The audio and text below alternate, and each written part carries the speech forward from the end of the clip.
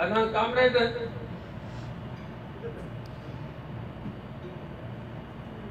साईं जीएम साहब की अगवाणीअ में कामरेड वडेरनि पीरनि सरदारनि ऐं कबाली जागीरदार जेके हुआ सिंध में जेके वॾियूं अजगर बलाऊं आहिनि अॼु जे सिंध जा नासूर जेके आहिनि जजल वडेरा बिस्मिल्ला पीर गादी नशीन सजादा नशीन वॾियल गादियुनि वारा जागीरदार कबायली सरदार लांग पई लॻे कामरेडनि 1969 में जीअं सिंध मुहाज़ जो बुनियाद थियो 1969 में साईं जीएम साहब पाकिस्तान की मरकज़ी जेका सियासत हुई उन तां दस्तबरदार थी सिर्फ ऐं सिर्फ सिंध जी आज़ादी वारे नुस्खे ते जिदोजहद शुरू कई 1969 खां वठी 1995 1995 अल्लाह आला इलीयीन में हजरत साईं जीएम साहब के अंबियान ऐं शहीदनि सां जन्नत और फिरदौस में अल्लाह जायूं दे ओ साईं जीएम साहब 1995 ईस्वी में वफ़ात कई दुनिया जा इनकलाबी अॻवान जेके सभु ठीकु आहे मञूं था भला भली जो छे कोन सब के कुर्बानियों दिनियों नेल्सन मंडेला जो किताब देखो a long walk to freedom आजादी जो डिगो रस्तो वो mister Nelson Mandela consumed his 18 years in the freedom fighting movement. 18 साल नेल्सन मंडेला कौमी तहरीक में कम कंदो रहियो जीएम साहब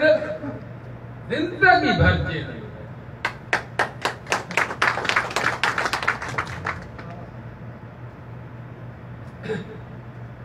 जुल्म जी हद ॾिसो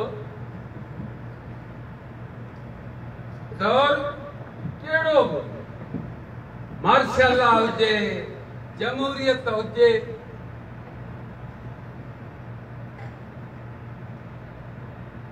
सरकारी महिमान जेकॾहिं ॻणिया वञनि त सदाई जीएसएम जा ई कामरेड जेके आहिनि उहे ई वीचारा सदाई जेलुनि में पीपल्स पार्टी सुभाणे अल्लाह अचे नाला हणंदी अचे दादा बाबा वॾा जियाला असां कुर्बानियूं ॾिनियूं असां कोड़ा खाधा कोड़ मीरपुर घाट जो मिसाल ॿुधायां त जो डॉक्टर साहब केड़ो ब्यूरो ठयो जे आफ्टर एमआरडी मूवमेंट नो सर्विस ब्यूरो हु प्लेसमेंट ब्यूरो में मीरपुर घाट में सब खां पहिरीं नौकरियूं विरायूं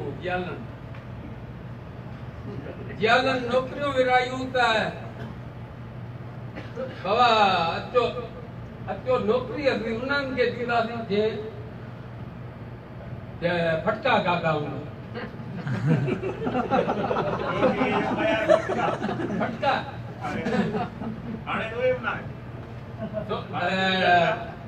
साईं मज़े जी ॻाल्हि असांखे मन अजब लॻंदो त मीरपुर ख़ास डिवीजन में सो कॉल्ड जियालास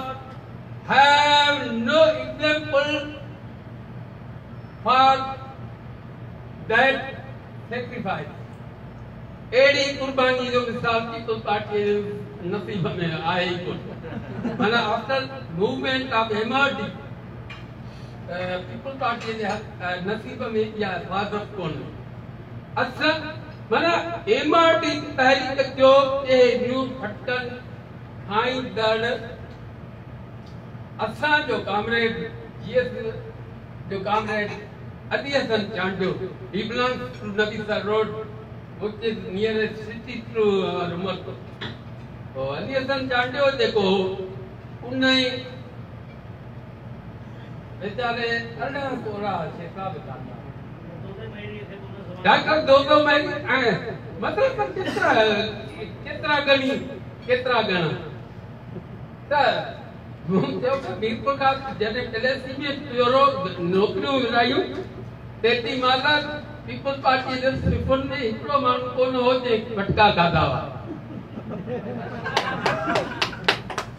ऐं जीअं सिंगत माशाअल्लाह कतारूं जेलुनि में त जेके विया उन्हनि जो शुमार कोन्हे असां पोइ बि पीपल्स पार्टी रोक करे कुटी सिंध जी सची तारीख़ जो कहिड़ो बोर्ड साईं जीएम साहिब मरहूम चवंदो त जेसिताईं पीपल्स पार्टी हूंदी तेसिताईं सिंध जी हुकूमत तब्दील कोन थींदी बहरहाल दूर वञी पाए पीपल्स पार्टी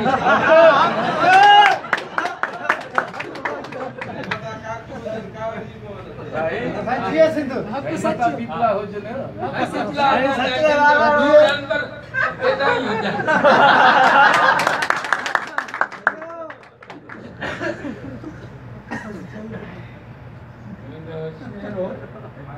बटे रंग जेम घर में लांगा ऐं फाका रहन था वॾा घर जा भाती न अक्सर पुछनि था जेम घर में छात्रवती बिटाई के अब्दुल हलीम बागी है एकड़ो शिकायत कई है सिंध जे हालतुनि के ॾिसी करे बिटाई सां मुखातिब थियो है उहा शेर चयम घर में लांगा ऐं फाका रहन था वॾा घर जा भाती न अक्सर पुछनि था नथा ॿार नंढड़ा सुणाइण सां सम्झनि न कोई परियनि जे कहाणियुनि ते परचनि सॼी रात तारनि जूं ॻाल्हियूं ॿुधाए अला केसि ताईं को बुख खे भॼाए बच्चा मानी मानी पुकारे मरी विया मानीअ जे उटके में वेला टरी विया वॾा साम्राजी वॾे पेट वारा वॾा साम्राजी वॾे पेट वारा कढ़ायनि फिरायनि त जिंजा गुज़ारा घारे जा कुत्ता वो खाज खाइनि वॾा साम्राजी वॾे पेट वारा कढ़ायनि फिरायनि त जिंजा गुज़ारा घारे जा